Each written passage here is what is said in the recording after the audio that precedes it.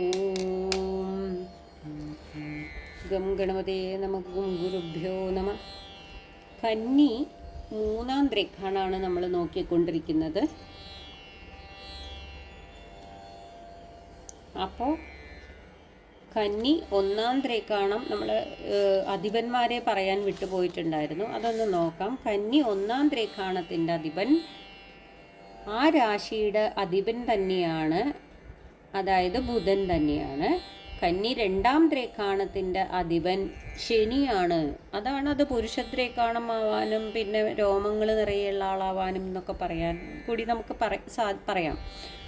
ഒന്നാം ദ്രേഖാണം ഒരു കന്യകയായിരുന്നു, ബുധൻ വന്നതുകൊണ്ടായിരിക്കാം. പിന്നെ കന്നി രണ്ടാം ദ്രേഖാണത്തിൻ്റെ അധിപൻ ശനിയാണ് വന്നത്. ശനിയുടെ ശരീരത്തിനനുസരിച്ച് സ്വരൂപം പുരുഷനാണ്, പിന്നെ കറുത്ത രോമങ്ങളൊക്കെ ഉള്ളതാണ് എന്നുള്ള കാര്യങ്ങളൊക്കെ അവിടെ പറഞ്ഞിട്ടുണ്ടായിരുന്നു. പിന്നെ മൂന്നാം ദ്രേഖാണം, കന്നി മൂന്നാം ദ്രേഖാണത്തിൻ്റെ അധിപൻ ഒമ്പതാം രാശ്യാധിപനായിട്ടുള്ള ശുക്രനാണ്. അപ്പോൾ ഇതിൻ്റെ അർത്ഥമൊന്ന് നോക്കാം നമുക്ക്.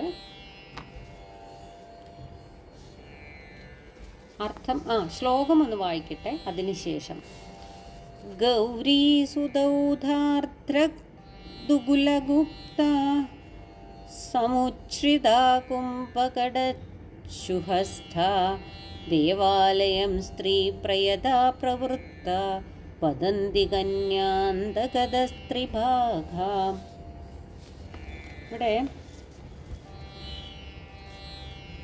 ഗൗരീ കന്യാന്തകത ത്രിഭാഗം, ഗൗരീ സുദൗധാർദ്ര ദുകൂലഗുപ്ത സമുച്ഛ്രിത കുംഭകടശുഹസ്ത സ്ത്രീ ഭവതി. അപ്പം ഇതിലെന്താ? കന്യാന്തകതം നമുക്കറിയാം, കന്യയുടെ അന്തം, അതായത് കന്നി രാശിയുടെ അവസാനത്തിൽ മൂന്നാമത്തെ ദ്രേഖാണത്തിൻ്റെ ഗമിക്ക എന്ന് പറഞ്ഞ് പ്രാപിച്ചത്. ത്രിഭാഗം എന്ന് പറഞ്ഞ ദ്രേഖാണം എന്താണ്? ഗൗരി. ഗൗരി പറഞ്ഞ എന്താ? വെള്ള വസ്ത്രം, ധവള വസ്ത്രധാരിണി. ഗൗരി ധവളവർണ്ണ എന്നർത്ഥം. പിന്നെ സുധൗധാർദ്ര ദുകൂലഗുപ്ത. സുധൗധാർദ്രദുകൂലം എന്ന് പറഞ്ഞു കഴിഞ്ഞാൽ ആർദ്രദുകൂലം. സുധൗതം എന്ന് പറഞ്ഞു കഴിഞ്ഞാൽ നല്ല വെളുപ്പിച്ചതാണ്, ഏറ്റവും വെളുപ്പിച്ചതായിട്ടുള്ള. ആർദ്രദുകൂലം നനവോടുകൂടിയിരിക്കുന്ന പട്ട്, ഏറ്റവും വെളുപ്പിച്ചതാണ്, പക്ഷെ പട്ട് നനഞ്ഞിരിക്കുകയാണ്, നനഞ്ഞോട് കൂടിയിട്ടിരിക്കുന്ന പട്ട്. ഗുപ്ത, ഗോപനം ചെയ്യുക പറഞ്ഞു കഴിഞ്ഞാൽ മൂടിയിരിക്കുന്നവള്. സമുച്ഛ്രിത, ഉന്നത ശരീരയാണ്. കുംഭകടശുഹസ്ഥ, ഹസ്തത്തിങ്കൽ കുംഭം, അതായത് ഹസ്തം എന്ന് പറഞ്ഞാൽ കയ്യിൽ, കുംഭം എന്ന് പറഞ്ഞു കഴിഞ്ഞാൽ കുടം. പിന്നെ കടച്ചു എന്ന് പറഞ്ഞു കഴിഞ്ഞാൽ നമുക്ക് ഒരു ലോഹപാത്രം എന്നൊക്കെ പറയാം. പ്രയഥ, ശുദ്ധയാണ്. ദേവാലയം, ക്ഷേത്രം. പ്രവൃത്ത, യാത്രയ്ക്കായിക്കൊണ്ട് ആരംഭിച്ചവൾ. അപ്പം എന്താ? കന്നിയുടെ മൂന്നാം ദ്രേഖാണം നല്ല വെളുത്ത വർണ്ണാണ്, നല്ല വണ്ണം വെളുത്ത നനഞ്ഞ പട്ട് കൊണ്ട് മൂടപ്പെട്ട ശരീരമുള്ളവളാണ്, ഉയർന്ന ദേഹത്തോടു കൂടിയവളാണ്. കുടത്തെയും കുടച്ചു എന്ന ലോഹപാത്രത്തെയും ഒരു ലോഹപാത്രവും അവൾ കയ്യിൽ പിടിച്ചിട്ടുണ്ട്.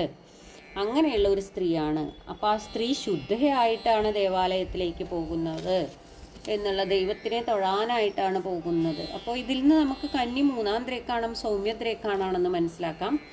പിന്നെ അതുമല്ല, ശുക്രനാണ് ഇതിൻ്റെ അധിപനും പറഞ്ഞു.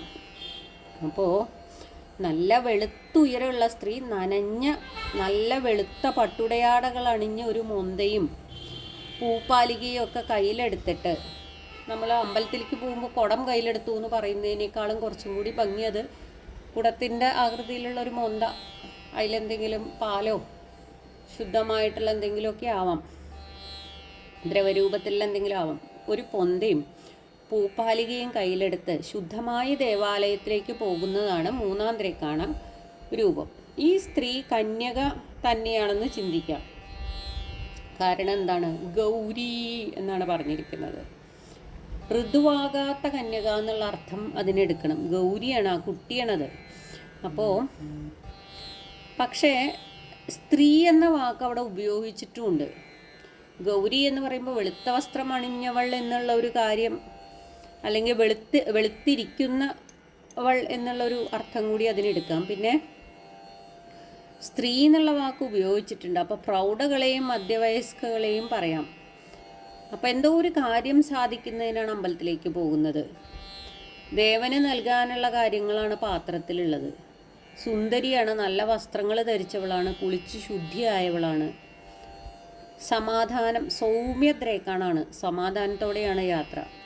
ദേവനെ കണ്ട് പ്രാർത്ഥിച്ച് കാര്യസാധ്യത്തിന് വേണ്ടിയിട്ടാണ്. അപ്പം അതിൻ്റെ അർത്ഥം നല്ല ഈശ്വരഭക്തിയാണ്. ആർദ്ര എന്നൊരു വാക്കവിടെ പറഞ്ഞിട്ടുണ്ട്. നനഞ്ഞ എന്നുള്ളത് കൂടാതെ പുതിയത്, സൗമ്യമായത്, കോടി വസ്ത്രമാവാം, കനിവുള്ളവള് എന്നൊക്കെ നമുക്ക് മനസ്സിലാക്കാം. വിവാഹ പ്രശ്നത്തിൽ ചോദിച്ചു കഴിഞ്ഞാൽ വിവാഹം ഉണ്ടാകും എന്ന് പറയണം ഈ ദ്രേക്കാണം വന്നു കഴിഞ്ഞാൽ. അതുപോലെ താൻ ചിന്തിക്കുന്ന സ്ത്രീയുടെ സ്വഭാവം എങ്ങനെയെന്ന ചോദ്യത്തിൽ സുശീലയാണ്, ഈ സ്ത്രീയാണെന്ന് പറയാം.